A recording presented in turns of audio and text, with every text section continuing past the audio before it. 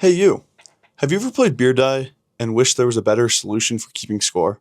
This is part one of a series of creating the best Beer Die scorekeeper in the universe. Have you ever realized when you're 7 beers deep and you're trying to keep score for a game of Beer Die, it's really hard and it breaks out into a bunch of arguments, which could definitely be solved with a piece of paper and a pencil keeping score, rather than this over-engineered solution that I'm about to show you. Are you familiar with the game Beer Die?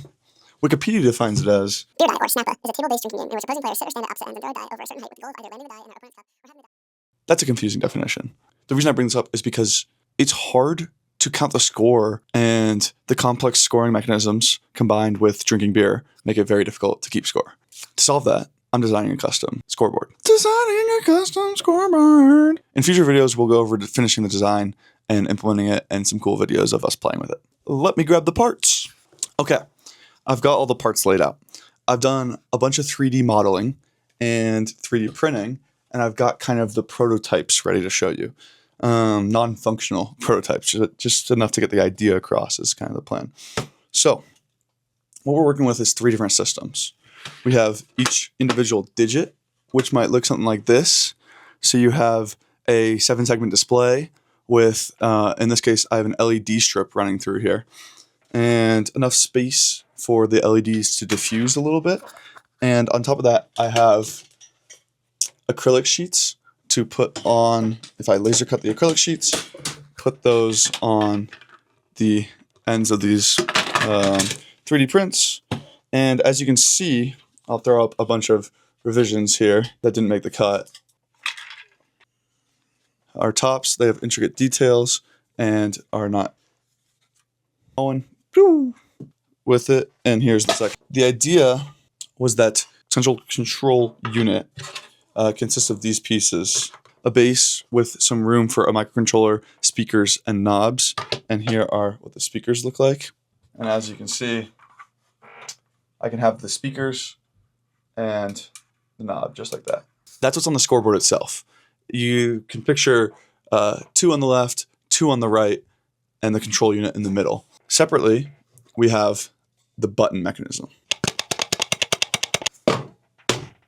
This arcade-style button would house all the electronics needed to wirelessly transmit when the button is pressed. If a button press would increase the score, holding the button would decrease the score. For every 3 seconds or 5 seconds, whatever threshold value it's held, it decreases the score by 1. There's a blue button and a red button. So you press the blue button, the blue score would increase or decrease. So the idea is that these are wireless buttons that are placed on the die table itself and super easy for the players to press. The scoreboard is mounted on the wall, plugged into the wall, everything like that. It is always on, and these devices are only on for when the button is pressed.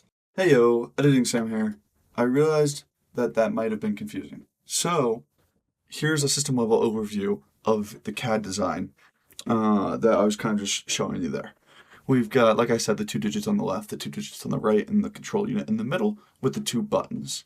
So really what this will look like is having a, 2 blue, the blue team score and the red team score, and then the speakers and just adjustable knobs and whatever buttons I might want in the central control unit. And this is kind of what it all looks like. It's pretty thin profile with the 2 buttons being completely remote and wireless. This will be plugged in via a power cord to the wall. That's kind of what I was talking about this whole time with those 3D prints that I made. And I've tested a few things to make sure things fit and all of that. It's mostly electronics design that is yet to be finalized. Hold on one second.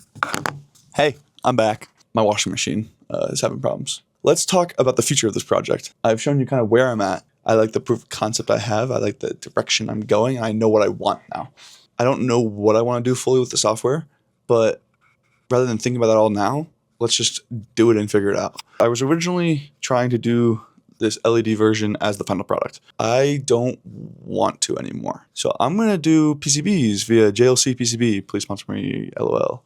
Yeah, which means that I need to design a PCB and order a PCB for both the control unit and for each digit. I will get to design the PCB in the next video. If you guys have any comments or suggestions on how this device should operate, please don't hesitate to let me know. Look forward to to reading everything that you guys have to say. Bye-bye.